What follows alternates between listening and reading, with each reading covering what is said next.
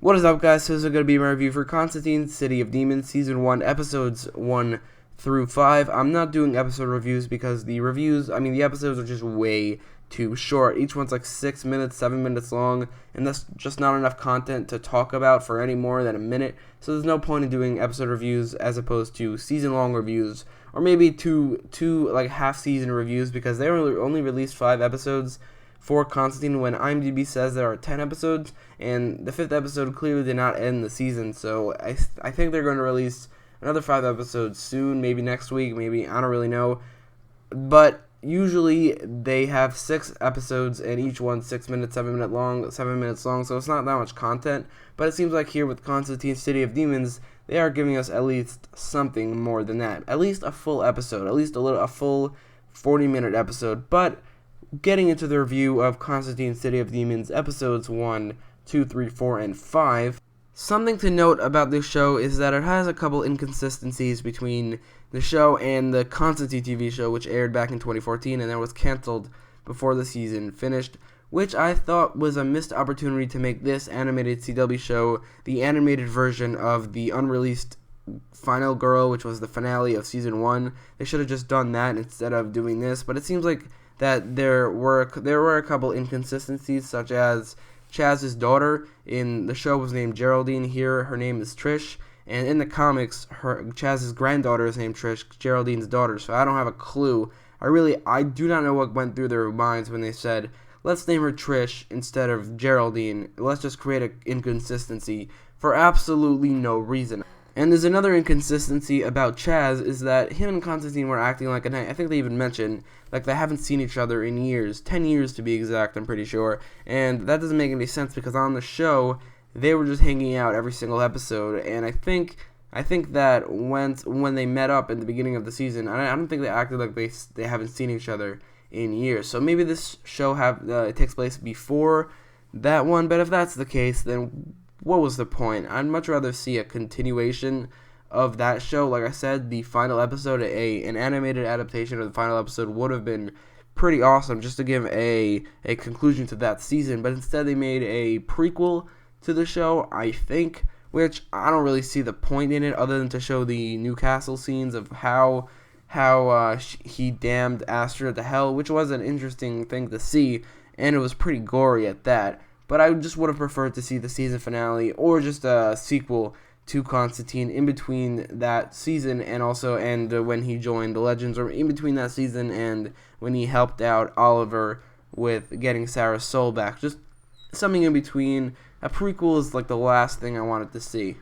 With that being said, however, I thought the storyline they went for, or they're going for in this season, is, despite it being an unnecessary prequel, I think, I can't really tell if it's a prequel or a sequel. Despite that, it is a pretty interesting storyline. The storyline is that Trish Chandler, I think that's her name, even though she should be Geraldine Chandler, was taken over by this guy named Barul, who is a character from the comics, but he's such a minor villain that he appeared in one singular comic book and doesn't even have his own DC wiki page, which is insane. I thought the Flash was digging really deep for minor villains, characters that have only appeared in a couple comics, and they have their own DC pages, but this character doesn't even have a DC page, and he's appeared in one comic book, and that's what I'm talking about is Barul. Another DC character that they introduced into the season is Nightmare Nurse, and while I've never heard of her before, she is a member of Justice League Dark,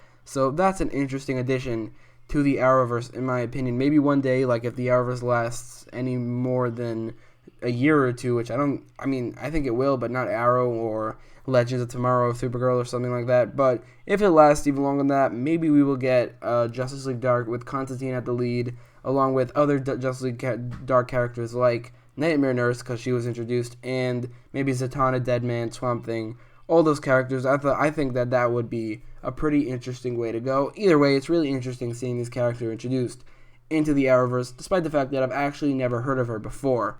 So like I said, the story was actually pretty interesting, but the fact is they only dedicated 3 episodes to the storyline so far. They just haven't done much with it so far. There's one episode of them just flying to LA, which, most TV shows skip that those scenes, skip the flight scenes, and just start the next episode with them, or the next scene with them in the other country, which I think that they probably should have done. It serves for some pretty good character development for Chaz and Constantine's relationship, but the fact is we saw that already on Constantine for 12 episodes, and we could have seen it for 13, but so we didn't really need that development. I would have preferred another episode or 6 minutes, if that can be called an episode, because there was another episode that steered off from this storyline, and that's the episode with the flashback to Newcastle when Constantine damned Astra to hell, which is something they've talked about for a while on Constantine and also on Legends of Tomorrow, and they even had Astra voice on Legends of Tomorrow talking to Constantine. The thing about this is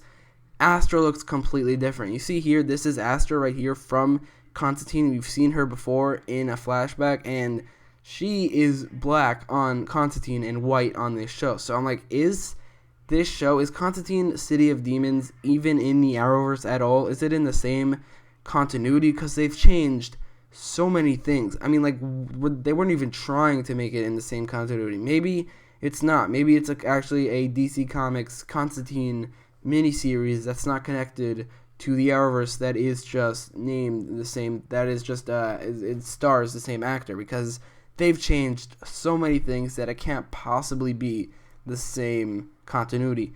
But whatever, back to this story, back to this episode. This episode, despite it having a huge continuity error, is a pretty great episode. It was brutal, it was intense, and it was intense is the best way to describe it, and also gruesome and bloody. It was a pretty great episode, and definitely the best part of the season, and probably the best episode in any of these CW Seed animated DC Arrowverse shows, just because it was so brutal and intense that it definitely made the season better, despite it going off the rail, off the storyline for one episode. I think it was worth it, just because it was a really great episode, and it showed us the whole scene where he damned Astra to hell. I mean, he did it indirectly by summoning a demon or a devil. With this being an animation, with it being a cartoon, you have to talk about the animation quality, you have to talk about the voice acting as well, and both of those are actually really good for the season. They're much better, in my opinion, than Vixen, and also, I don't really remember how good the Ray was, but I think it's also better than that. I remember Vixen having pretty poor animation in general, but this season has the animation is pretty well done for the most part. Also, the voice acting is pretty great, at least from Constantine, who is played by Matt Ryan, the same guy who plays him on Constantine, who played him on Constantine and Arrow, and now Legends of Tomorrow. He's great. He's just a great Constantine, so obviously he's a great voice for Constantine as well. So the voice acting and the animation is really good in this season so far. It's probably the best in both departments. In conclusion, Constantine City of Demons, episode 1, 2, 3, 4, and 5 is the least necessary CW Seed Arrowverse show. I mean, Vixen Season 1 introduced us to Vixen, Season 2 introduced us to all the other totems, and then Freedom Fighters The Ray introduced us to all the other Freedom Fighters. But Constantine City of Demons, episode 1, 2, 3, 4, and 5 at least, all it did really is introduce us to Nightmare Nurse, which a character I've never heard of. But despite this, it's probably still the best series or season or 5 episodes, I don't know, out of the CW Seed shows, just because the voice acting is a lot better and the animation's a lot better. It's a more interesting storyline, and there's this one episode that's way better than the rest.